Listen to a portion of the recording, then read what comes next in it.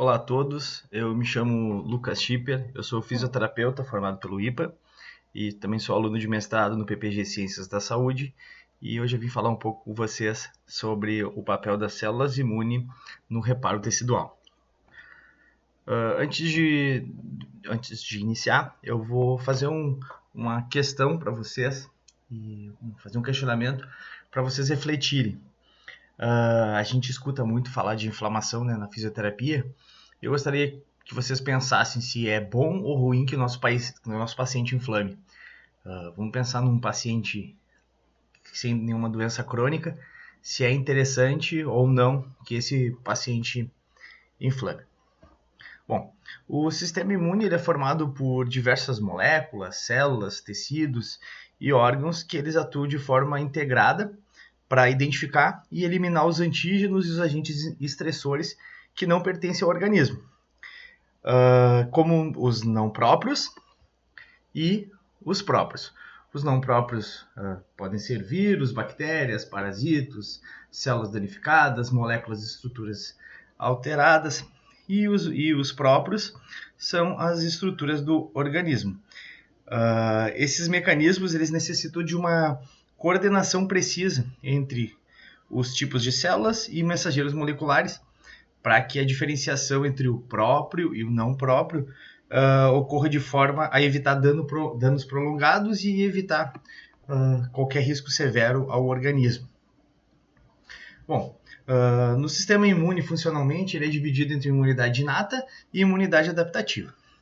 As células que compõem a imunidade inata, ou as estruturas que compõem a imunidade inata, são os monócitos, os macrófagos, as células dendríticas, células linfóides, neutrófilos, eosinófilos, mastócitos, basófilos, as células natural killers, as barreiras químicas e físicas e os mediadores solúveis do sistema complemento. Já a imunidade adaptativa é composto por linfócitos T, linfócitos B e anticorpos. Essas células imunes elas são originadas na medula óssea e após a produção e maturação, diversos tipos de leucócitos eles vão migrar pela circulação sanguínea para os tecidos periféricos, sendo que algumas células, como os macrófagos, tornam-se residentes nesses tecidos e apresentam o papel de imunovigilância.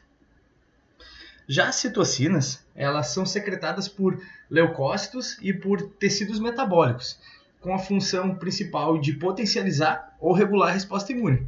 Elas podem ativar as células imunes, neutralizar agentes estranhos e patógenos, direcionar o tipo de resposta imune e induzir a perturbação da homeostase. Bom, ela pode atuar de forma autócrina, onde ela secreta a citocina que vai inferir na função dela, parácrina, onde a célula secreta a citocina que vai atuar em células próximas, e endócrina, que ela libera citocinas na circulação e essas citocinas vão migrar até o tecido distante para atuar em outras células. Um exemplo de célula endócrina é a interleucina 6, que ela vai atuar em tecidos periféricos, fazendo termorregulação e direcionamento do substrato metabólico. Bom, o exercício físico é muito utilizado, né, dentro da fisioterapia, e o exercício, além da fisioterapia, ele é utilizado como prevenção também de doenças e como uma estratégia de saúde, né? O exercício ele provoca dano muscular por conta da dinâmica das contrações dos exercícios, né? E esse dano muscular vai modificar a sobreposição dos miofilamentos. Além disso, ele vai ocasionar uma desorganização dos sarcômeros e das suas estruturas, além de uma ruptura do sarcolema. Isso vai acarretar num extravasamento de proteínas e enzimas do interstício da célula, que funcionalmente a gente vai ter o resultado de perda de função, né? Após um exercício, a gente vê que um exercício extenuante, a gente vê que há perda de função juntamente.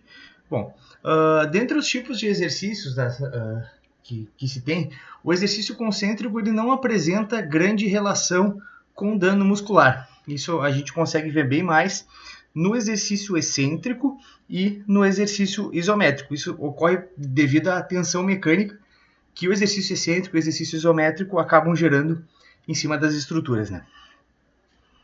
Bom, o exercício excêntrico ele causa uma não uniformidade dos sarcômeros e um alongamento excessivo, além disso, um alongamento excessivo deles, né? Além de uma sobreposição dos filamentos, que vai levar a uma condição de sarcômeros, chamado de sarcômeros estourados, que vai impactar diretamente na produção de força, fazendo uma sobrecarga dos sarcômeros e nas estruturas de túbulos T. Bom, juntamente com a dor, com o dano muscular, é muito conhecido a dor muscular de início tardio, que toda vez que a gente executa, faz um exercício ou tal, ou muda o treino, ou faz uma prática que a gente não está acostumado, a gente treina lá no dia, depois a gente se sente muito bem depois do exercício, né? A gente tem aquele bem-estar característico após o exercício, e daí depois de um tempo a gente vai lá e lembra daquele exercício com alguma dor muscular, e isso é muito característico e é um dos marcadores indiretos, né? Uma das consequências do exercício físico. O dano muscular ele é definido já desde a década de 80 como uma sensação de desconforto, fadiga, cansaço anormal ou dor do músculo esquelético que ocorre devido ao esforço muscular exagerado. Ele tem um início de entre 12 e 24 horas após o exercício e vai apresentar um pico de 24 horas a 72 horas após esse exercício. Então, o pior momento é no segundo, terceiro dia. E os sintomas, eles só vão desaparecer por completo do quinto ao sétimo dia. Bom, a microlesão do tecido muscular faz com que proteínas presentes no sincício, no sincício muscular sejam liberadas. As principais seriam a creatina quinase e a mioglobina. Elas e acabam avaliando a concentração dessas proteínas como marcadores indiretos de dano muscular. Então, quem acompanha um pouco mais de esporte, assim, vê que se fala muito na questão da creatina quinase, vê o índice de creatina quinase para relacionar com lesão. Então, ela está relacionada diretamente a isso, por ser um marcador indireto de dano muscular. Bom, essas alterações estruturais, com danos na membrana, inferência de formação de pontos cruzadas e alteração na excitação-contração dos músculos, sinaliza a atuação do sistema imune e que vai atuar num processo de degeneração e regeneração local.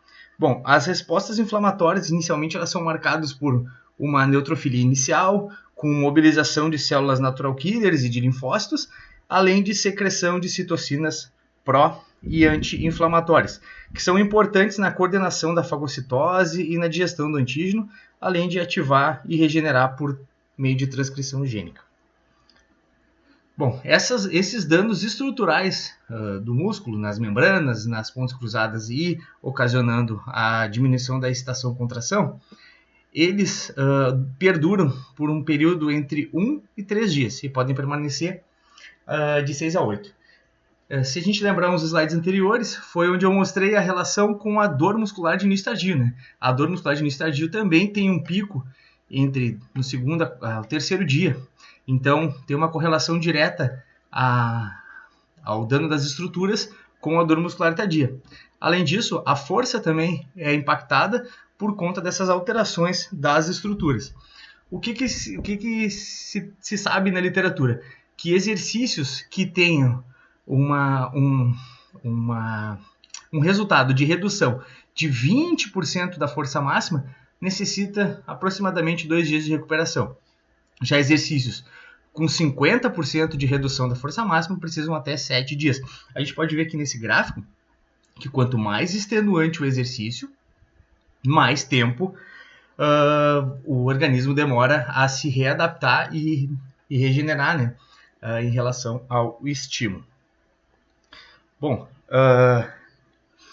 a inflamação aguda é um reparo do dano e é altamente sincronizado, que acaba garantindo a progressão e adaptação das estruturas lesionadas. E qualquer erro na sequência de eventos pode acarretar na instalação de processos crônicos inflamatórios, além de lesão muscular, né, quando a carga é muito maior do que a capacidade é muito menor do que a demanda, né, e também alteração no tecido. Bom, então é importantíssimo ter um equilíbrio entre as atividades anti- e pró-oxidantes, as anti- e pró-inflamatórias e também nos hormônios anabólicos e catabólicos.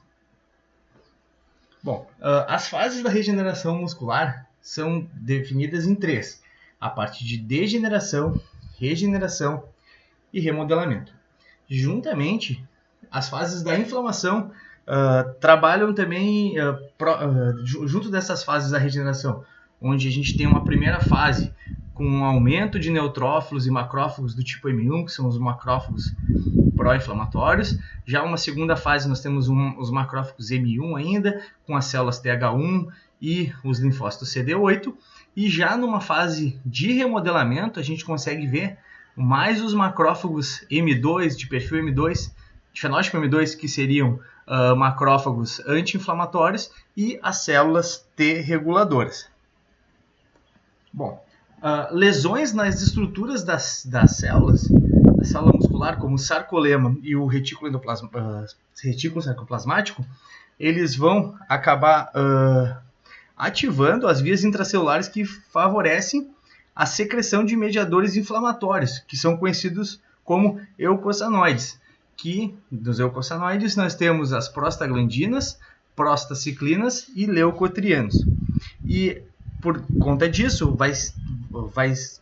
o desfecho é uma vasodilatação, aumento da atividade quimiotática, né, que é a migração das células ou marcadores para o local da lesão, e aumento da permeabilidade vascular. Bom, e após o dano muscular, essas fibras passam a sintetizar mediadores endógenos de iniciação ao processo inflamatório, principalmente a partir dos derivados do ácido araquidônico que fica no tecido, né? E é um metabólico de fosfolipídio da membrana celular, que vão sinalizar, né, o recrutamento e a ativação das células imuninatas para o processo de remoção das moléculas relacionadas ao dano. E a vasodilatação, a quimiotaxia, o acúmulo de leucócitos, ali representado como a leucocitose, e o aumento da temperatura corporal são as respostas iniciais frente ao patógeno, nesse caso ao tecido danificado, né? E em geral essa resposta começa de forma localizada e depois ela é acompanhada por uma resposta sistêmica aguda, que vai ajustar a homeostasia para o reparo. Então, após a ativação da inflamação localizada, o organismo realiza uma série de reparos fisiológicos que vão depender da intensidade do exercício. Bom, então o exercício, foi visto que exercício após 60 minutos, tu tem um aumento da migração dos neutrófilos, com um aumento também da fagocitose de debris celulares através de proteases lisossomais e das espécies reativas de oxigênio. Isso é conhecido como o burst oxidativo. Bom, as fases da inflamação aguda, inicialmente vamos dividir em duas. A primeira fase, que é devido às lesões e atividade contrátil, os neutrófilos, então até 60 vão aparecer aumentado em até 60 minutos e podem permanecer até dias.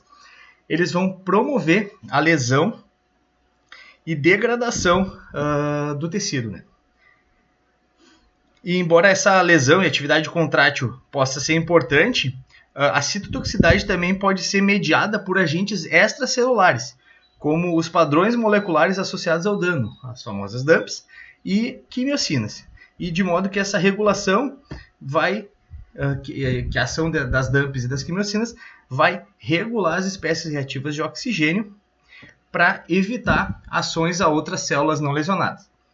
E a segunda fase do processo é onde entram os monócitos e macrófagos, e é dividido em duas ondas.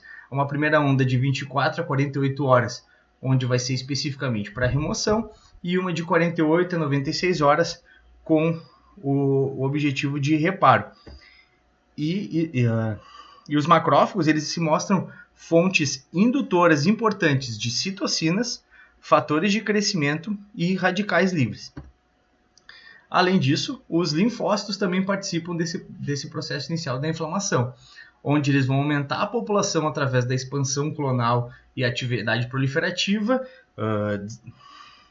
e aumento também da migração das células natural killers para o tecido inflamado. Só que é observado que uma perda de capacidade funcional na síntese e secreção de citocinas, o que vai ocasionar uma imunossupressão.